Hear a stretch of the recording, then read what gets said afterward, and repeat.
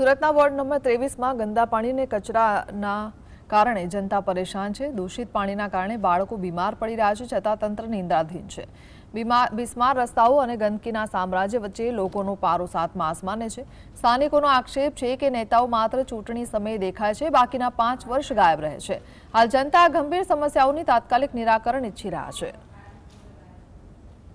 સોન office પણ નજીક છે, ભાજપનું કાર્યાલય પણ નજીક છે, પણ ઘણી રિક્વેસ્ટ કરવા છતાં પણ પાણી સવારે ચાલુ કરીએ એટલે ગટર જેવી ગંદી વાસ મારે છે અને એનું કોઈ નિરાકરણ આવતું નથી અને ઘણો સમય થઈ ગયો અને છોકરાઓને ઘરમાં બધાને પેટમાં દુખવાની ને બહુ બધી સમસ્યા પણ થાય છે ને માંદા પણ પડે છે।